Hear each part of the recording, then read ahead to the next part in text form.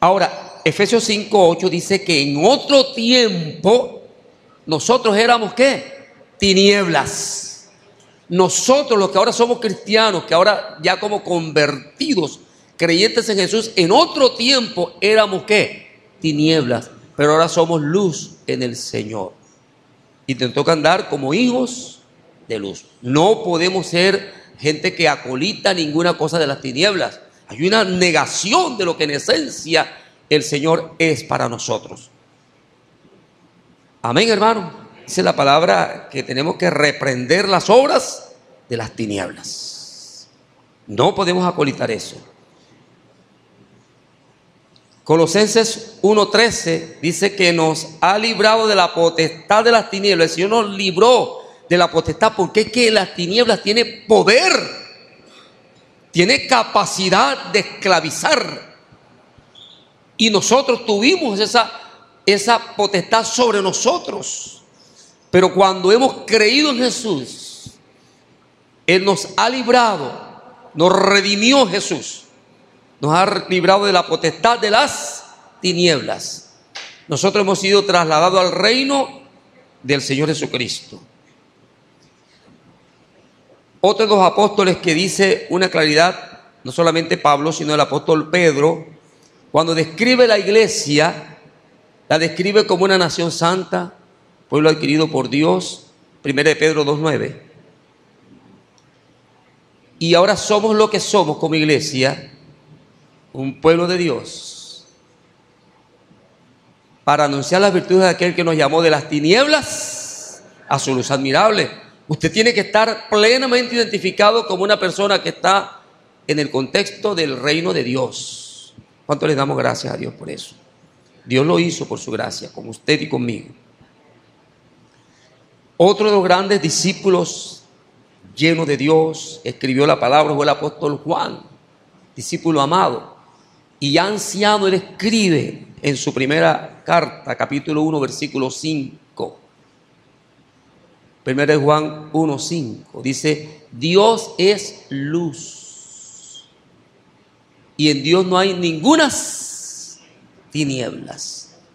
Por lo tanto, celebraciones que son alusivas a las tinieblas es algo que usted no puede participar. Si lo hace, usted está ubicándose fuera de su identidad como parte del reino de Dios. ¿Cuántos damos gloria a Dios, hermano? ¿Cuántos somos de ese reino del Señor Jesús? Levanta su mano. Usted está llamado a proclamar las virtudes de aquel que nos llamó de esas tinieblas a su luz admirable. No ser nosotros gente que acolita nada relativo a las tinieblas. Bueno, y como decía el domingo, de veras me puse a buscar tantas citas bíblicas, tantas citas de Génesis y Apocalipsis, y no pretendo traer todo, pero sí resaltar algunas. Cuando la Biblia termina clarificando y definiendo que el Dios del cielo hará una perfecta separación.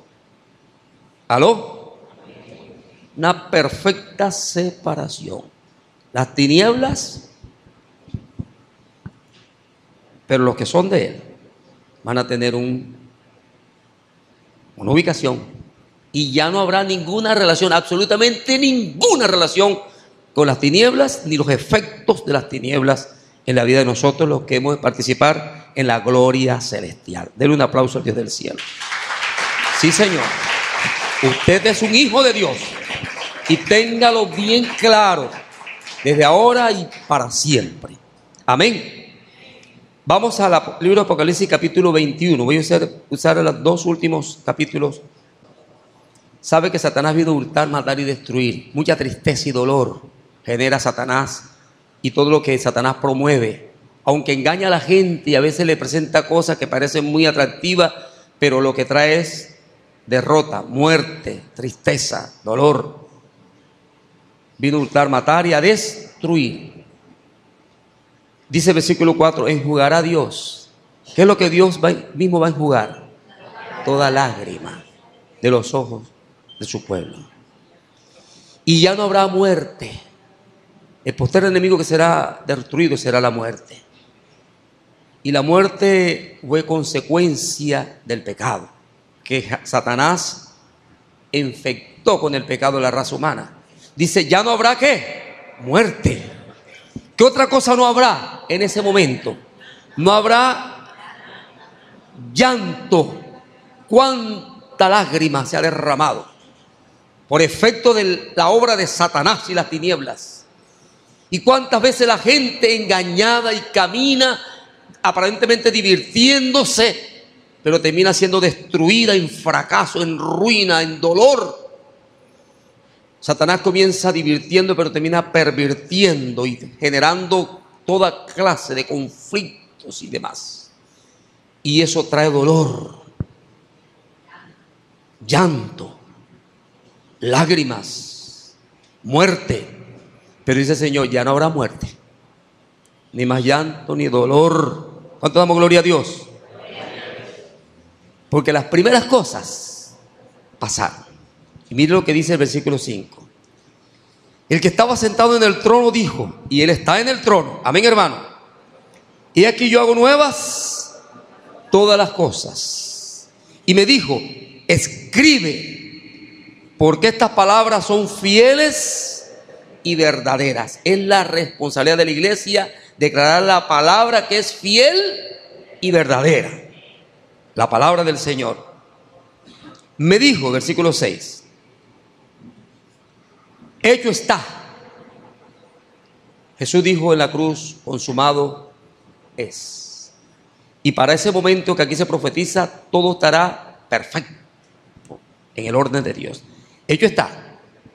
Y se declara el Señor, dice, yo soy el alfa y la omega, el principio y el fin, o sea, el primero y el último, en quien tiene origen todas las cosas, en quien tiene consumación y realización todas las cosas.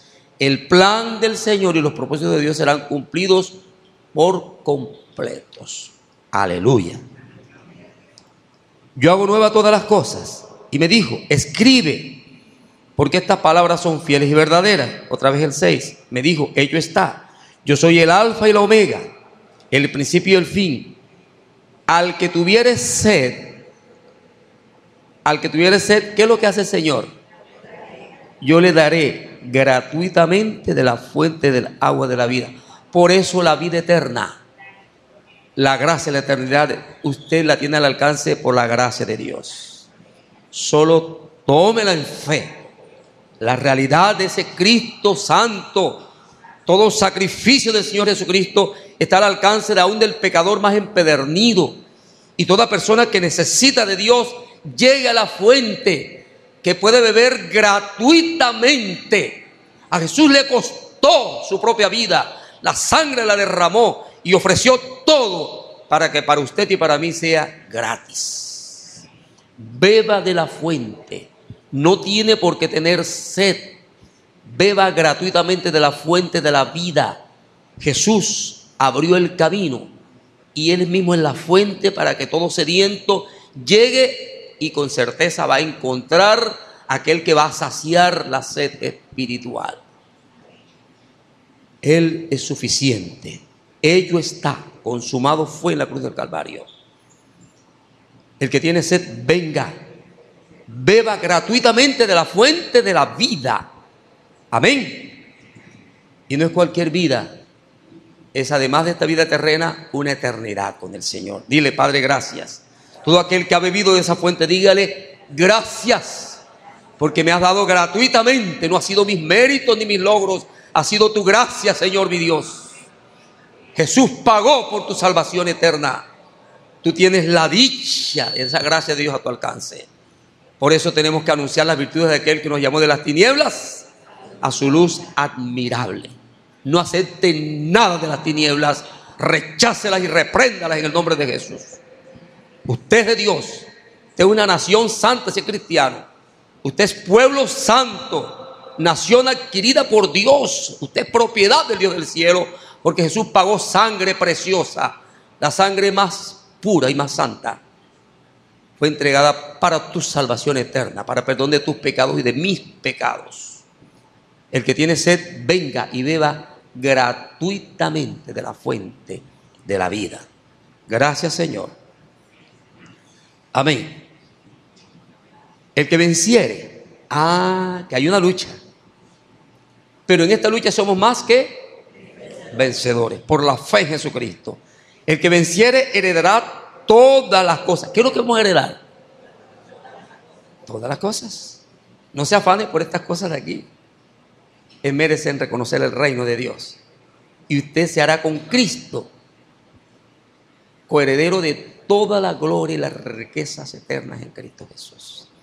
El que venciere, ¿cuántos vencedores hay aquí? Levante la mano el que está luchando, pero sabe que tenemos la victoria en Cristo Jesús. Levante la mano el vencedor que está aquí y manténgase. El que venciere heredará todas las cosas. Y mire esa certeza que yo seré su Dios y él será mi hijo. Cantamos, y para siempre mi Padre serás. Pero el contraste, pero los cobardes e incrédulos, los abominables y homicidas, los fornicarios y hechiceros, los idólatras y todos los mentirosos tendrán su parte en el lago que arde con fuego y azufre, que es la muerte segunda. Una distinción total. Amén. Alguno puede decir, no, eso me parece muy fuerte. Así es. Ahora, todas las demás prácticas que aquí están son de las tinieblas. La idolatría puede parecer muy piadosa ciertas prácticas, pero si la adoración no es al Dios verdadero, al único y verdadero Dios, eso es idolatría. Y está en la lista, quienes practican esa cosa no heredarán el reino de Dios, estarán fuera. Y si Dios dice que está afuera, es afuera, aunque parezca muy piadosa aquella cosa. Mentiras del diablo, ¿verdad? La verdad es de Dios. ¿Cuánto le damos gloria a Él, Señor? Aquí habla de la fornicación. Puede ser muy atractivo, pero la fornicación es de las tinieblas. Y todo lo que aquí está habla del homicidio, prácticas de incredulidad y la cobardía. Porque para usted declararse cristiano, tiene que tener coraje en el Señor muchas veces. En ocasiones ser cristiano es motivo de que la gente lo ridiculiza y lo menosprecia. Tranquilo, ¿cuál es el problema? Si a mi Señor también lo despreciaron. ¿De qué valen los aplausos del mundo y la desaprobación del Dios del cielo? Mejor la aprobación del Señor, aunque no tengamos aplausos del mundo.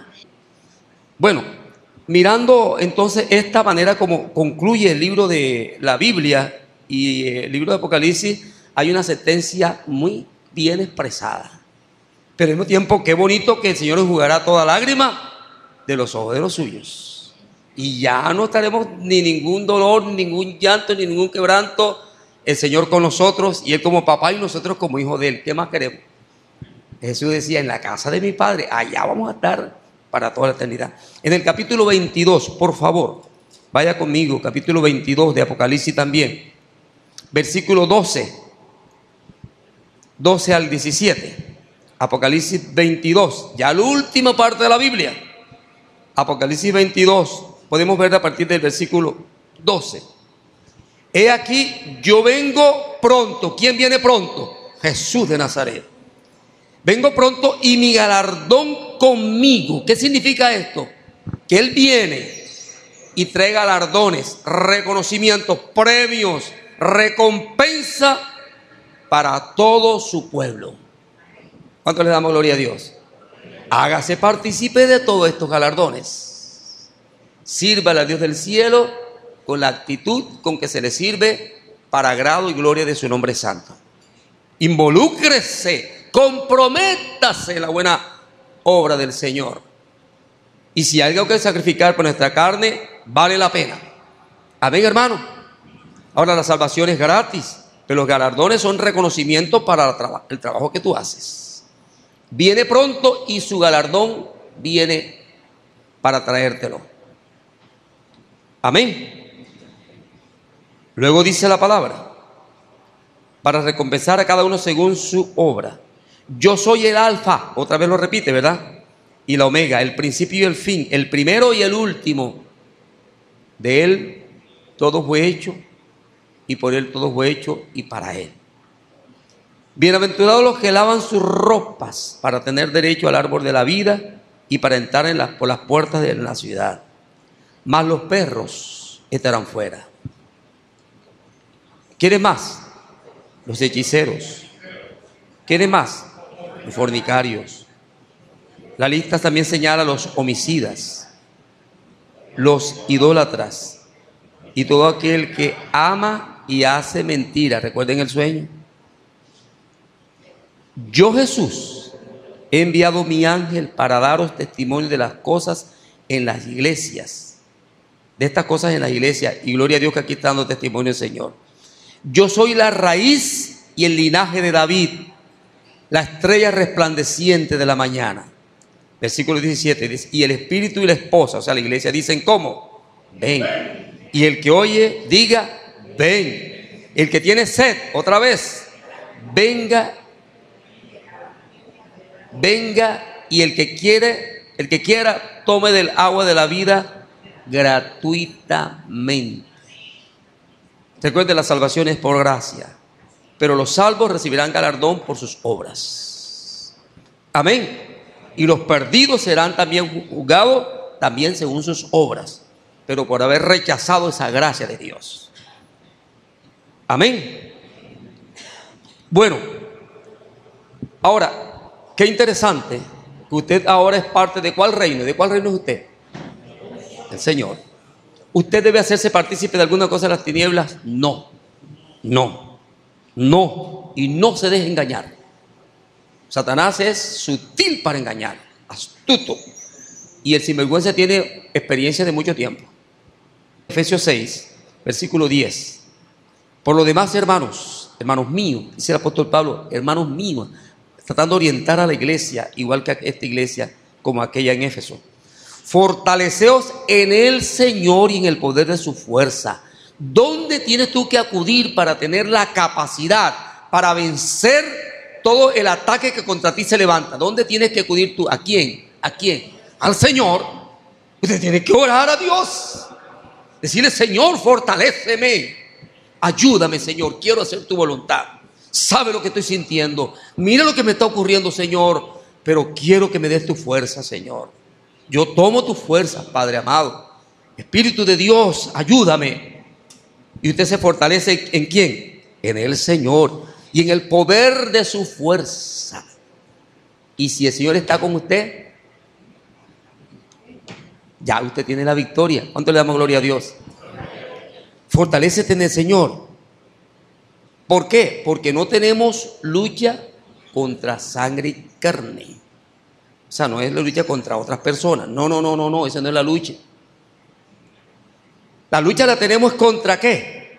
Contra principados, contra potestades, contra gobernadores de las tinieblas de este mundo, contra huestes espirituales de maldad en las regiones celestes. Este es ataque de las tinieblas. Y usted cuando identifica eso ya tiene un principio de victoria. El que venciere heredará todas las cosas. Yo seré su Dios y será mi hijo. Usted tiene la oportunidad de vencer las tinieblas. Por tanto, tomad no una parte de la armadura, procure tenerla completica, para que podáis resistir en el día malo. Cuando venga el ataque del enemigo, porque va a venir, usted puede ¿qué? Resistir. A usted y a mí se nos garantiza que podemos resistir. Y si el Señor lo dice, esas palabras son fieles y verdaderas. Y habiendo acabado todo, ya tuviste la victoria, no se descuide, manténgase firme, alerta. Es lo que dice la palabra. Otra vez, versículo 14, estad pues firmes, ceñidos, o sea, póngaselo bien puesto. ¿Qué cosa tiene que ponerse de la armadura? Los lomos con la verdad. Y resulta que los que aman y dicen mentiras y practican mentiras, ¿dónde estarán? Si usted quiere tener victoria, póngase la verdad. Aquí comienza con la verdad, fíjese, interesante. La verdad. Vístase con la coraza. Los soldados tenían que proteger el pecho y la espalda con una coraza. Usted también.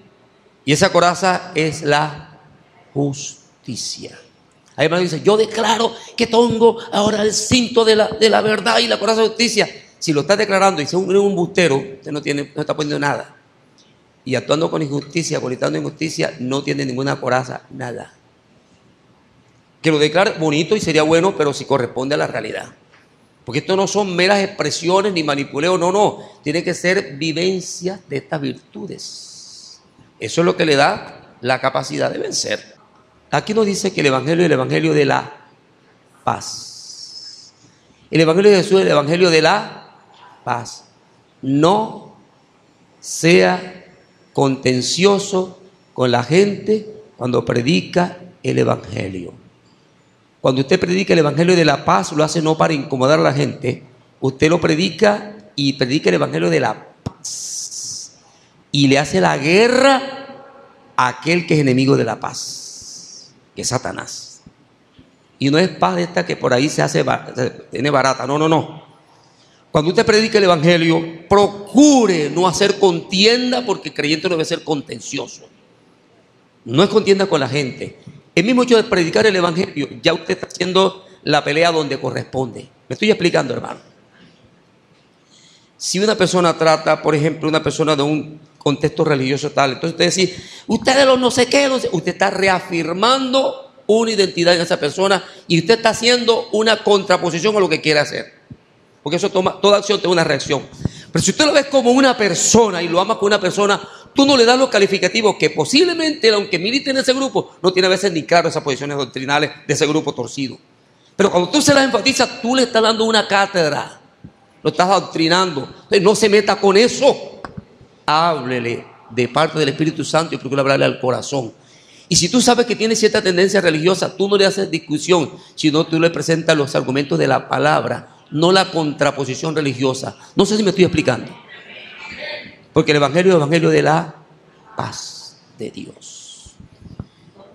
Si yo comparto el Evangelio y yo puedo identificar que esa persona es de tal línea política, no porque ustedes lo políticos. No, señor. Yo recuerdo casos, no que yo ni me expliques de qué línea política eres tú, derecha y izquierda. Yo te veo a ti como persona.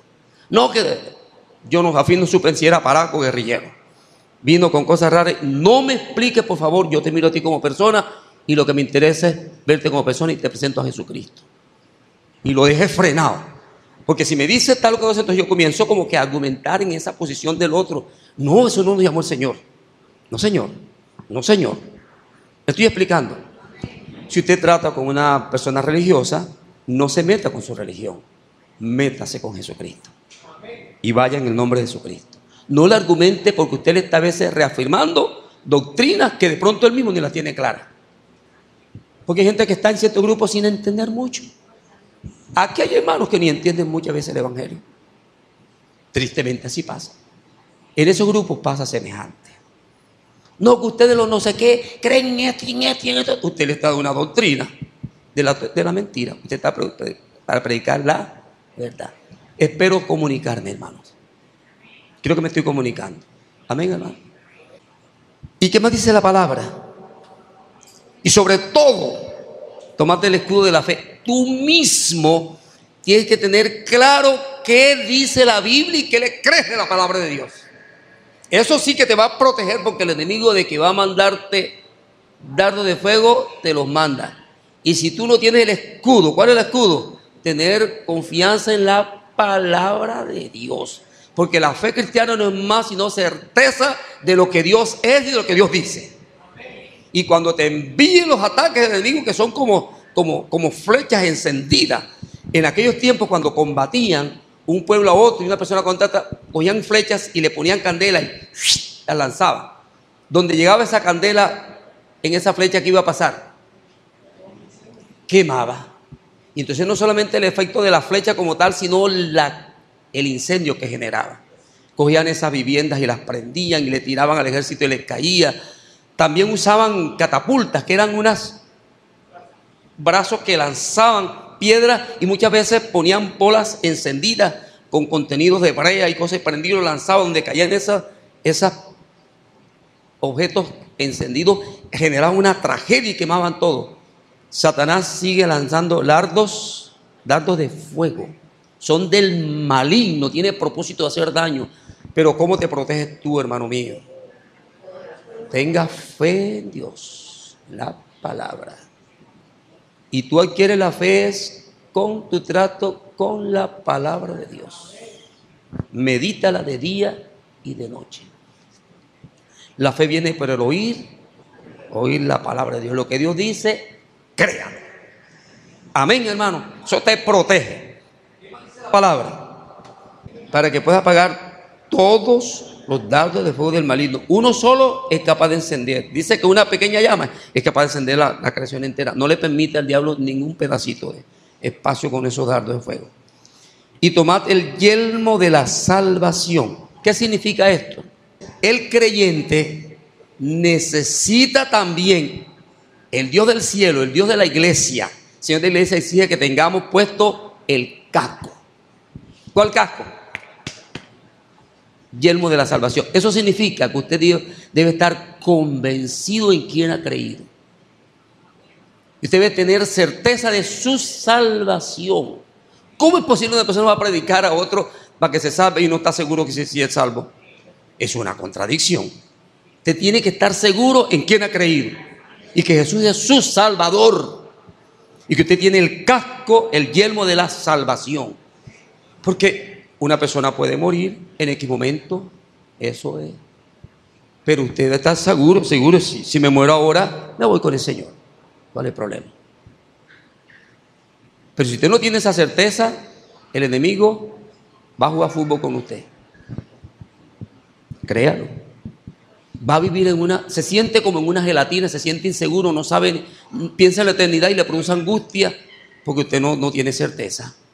Pero usted tiene que tener el casco, el yelmo de la salvación. Usted tiene que saber que ha creído en Cristo y que usted es del Señor y que usted tiene herencia celestial. ¿Cuánto le damos gloria a Dios? Cuando Juan escribe estas cosas, le he escrito para que creáis que Jesús es el Cristo y para que creyendo tengáis vida en su nombre, para que sepáis que tenéis vida en su nombre. Para eso está la Biblia, hermano. Y usted se vea la Biblia, la Escritura, usted sabe que ha creído en el Señor, tenga certeza.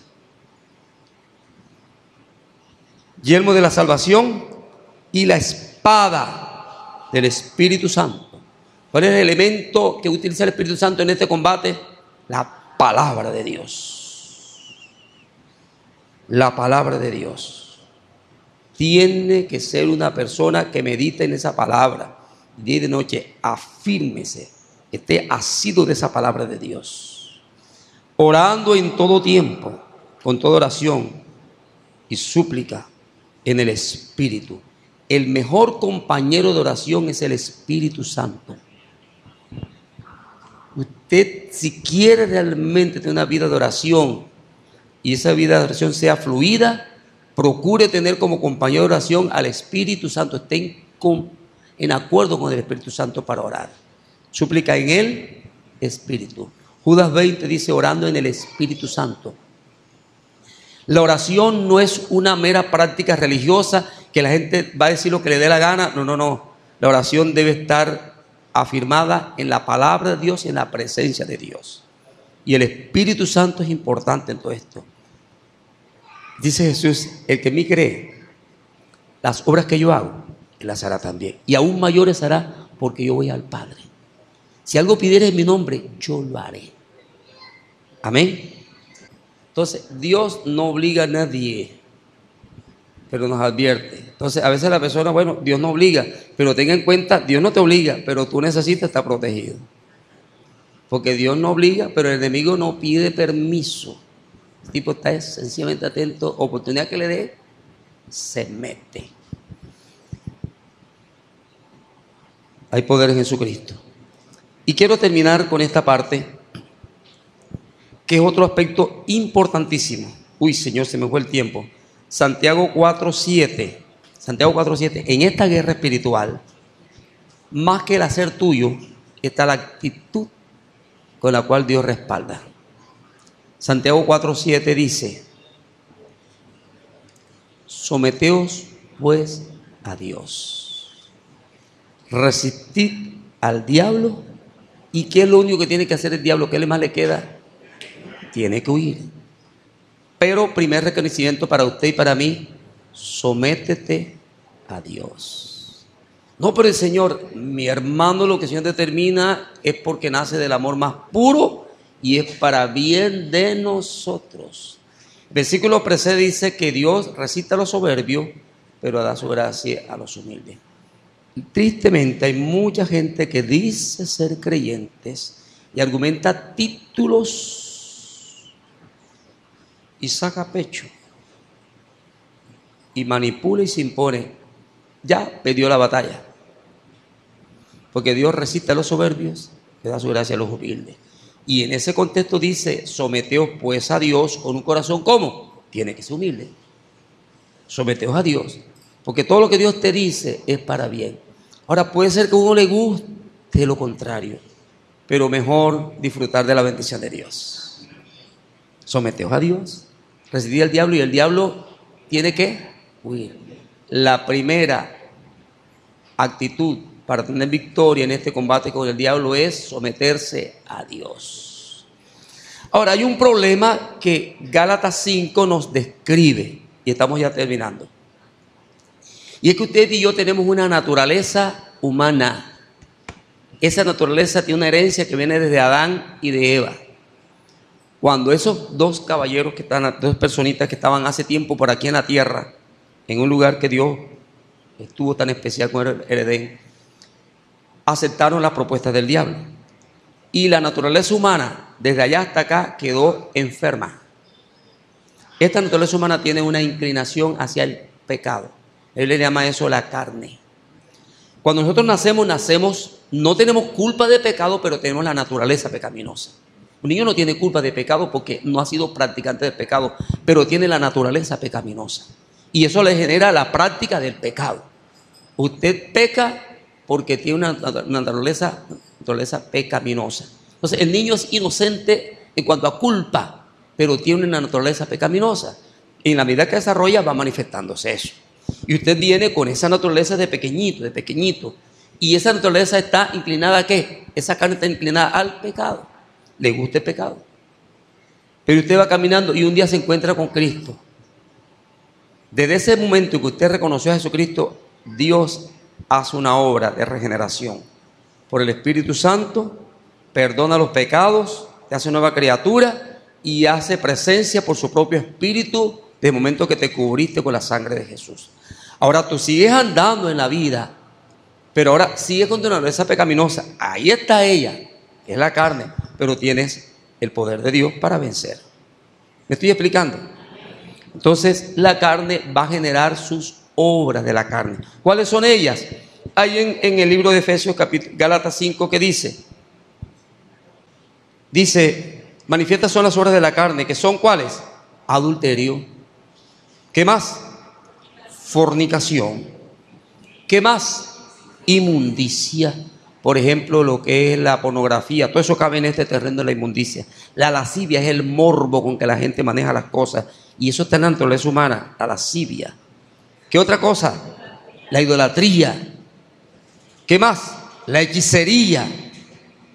¿Qué más de la carne? Las enemistades, los pleitos, celos, ira, contiendas, disensiones, herejías, envidia, dice el versículo 21, homicidio, borracheras, orgías. Son esas desórdenes de la gente, ¿verdad? Y cosas semejantes, porque hay muchas más, pero son de esta misma calaña. Cosas semejantes a estas, acerca de las cuales os amonesto, como ya lo he dicho antes, que los que practican tales cosas no heredarán el reino de Dios. Eso es de las tinieblas. Hermano, donde quiera que está la palabra manifiesta, hay una oposición. Cuando el evangelio toma espacio en un lugar, el enemigo se levanta y todo el que quiera vivir piadosamente va a ser contrarrestado. Pero esta batalla ya la tenemos ganada. ¿En quién? En Cristo Jesús. Manténgase en su posición de victoria. Esa victoria es tuya. Amén. El que venciere, le da todas las cosas. Yo seré su Dios, será mi hijo. Pero cuidado, usted va a actuar con cobardía. El enemigo ataca, pero tú tienes que tener certeza de que ya tienes la victoria. Amén. Cuando el evangelio fue predicado, se levantó un hombre que la gente lo tenía como un gran personaje, Simón, y parecía que había creído que no había regenerado nada. Predicando el evangelio en otro lugar, se levantó otro que se llamaba Elimas y oponía con su magia y sus cosas, y la gente creía que era una gran obra del diablo. Estaban los creyentes en ánimo de oración y se presentó una muchacha con espíritu de adivinación, todas esas cosas de las tinieblas, creando problemas.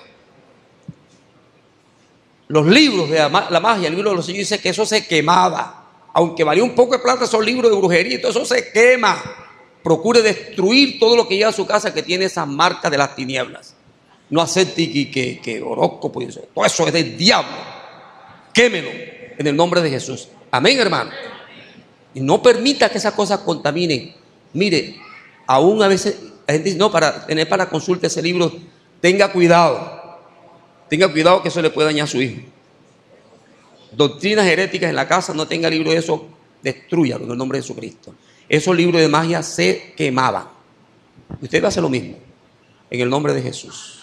Amén. Hermanos, el diablo hay falsedades, falsos creyentes, falsos maestros, etcétera, etcétera. No se complazca en las cosas injustas. Repréndalas sobre las tinieblas. Vamos a dejarlo hasta aquí. Y sigue investigando en la palabra. Tiene mucho que aprender. Ponte de pie, hermano querido.